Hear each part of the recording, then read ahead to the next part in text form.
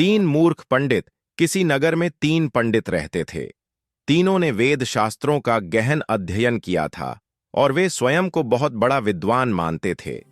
उन्हें अपने ज्ञान पर अत्यधिक घमंड था, लेकिन दुर्भाग्य से उनमें व्यावहारिक बुद्धि बिल्कुल नहीं थी। तीनों पंडितों ने सोचा कि यदि वे किसी दूसरे नगर में जाकर अपने ज्ञान का प्रदर्शन करेंगे तो उन्हें धन और सम्मान मिलेगा। ये सोचकर वे पास के एक नगर की ओर चल पड़े। रास्ते में उन्हें एक मृत शेर का कंकाल पड़ा हुआ मिला। उसे देखकर पहले पंडित ने कहा, यह कितने दुख की बात है कि इतना शक्तिशाली शेर मर गया। दूसरे पंडित ने कहा, हम इतने बड़े विद्वान हैं, क्यों न अपनी विद्या से इसे फिर से जीवित करें। तीसरे पंडित ने उत्साह में कहा, हां, इससे लोगों को हमारे ज्ञान का पता चलेगा। उसी समय वहां से एक बुद्धिमान राहगीर गुजर रहा था। उसने पंडितों की बात सुनी और उन्हें समझाते हुए कहा, महाराज, यह शेर है। यदि यह जीवित हो गया तो आप सबको मार देगा। कृपया ऐसा न करें। लेकिन पंडितों ने घमंड में उसकी बात नहीं मानी। उन्होंने कहा, तुम हमारे ज्ञान पर शक करते हो? हटो यहां से। डर के मारे वह राहगीर पास के एक पेड़ पर चढ़ गया। अब पहला पंडित अपनी विद्या से शेर की हड्डियां जोड़ने लगा। दूसरे पंडित ने शेर के शरीर में मांस और चमड़ी भर दी। तीसरे पंडित ने मंत्र पढ़कर शेर में प्राण डाल दिए। जैसे ही शेर जीवित हुआ, वह दहाड़ा और तुरंत तीनों मूर्ख पंडितों पर झपटा। तीनों पंडित वहीं मारे गए। पेड़ पर बैठा बुद्धिमान राहगीर सुरक्षित बच गया और बोला, ज्ञान वही अच्छा है जिसमें बुद्धि और विवेक हो। कहानी की सीख, नीति। केवल शास्त्र ज्ञान पर्याप्त नहीं होता। बिना बुद्धि और विवेक के ज्ञान विनाश का कारण बन सकता है।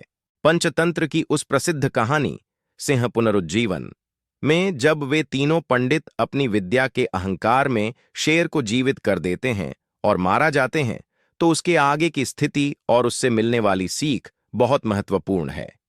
1.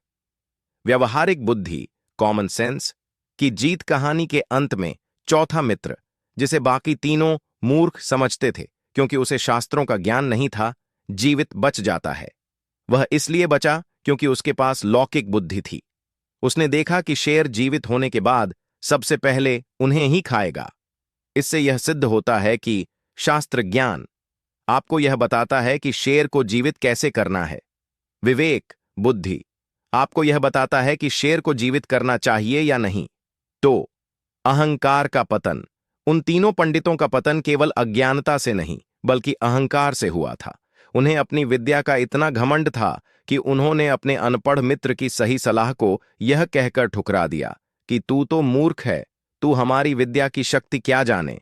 ज्ञान जब अहंकार बन जाता है तो वह विनाश का कारण बनता है। 3. ज्ञान की सार्थकता। शास्त्रों में एक बहुत सुंदर बात कही गई है, ज्ञानम भारः क्रिया विना।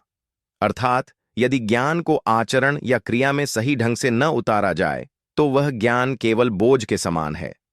उन पंडितों के पास सूचना, इंफॉर्मेशन तो थी, लेकिन बोध, विजडम नहीं था। सच्चा ज्ञानी वही है जो देश, काल और परिस्थिति को देखकर अपनी विद्या का उपयोग करे। आगे के लिए एक विचार। आज के समय में भी यह बात उतनी ही सच है। डिग्री या सर्टिफिकेट होना एक बात है, लेकिन कठिन परिस्थितियों में सही फैसला लेना बिल्कुल अलग बात।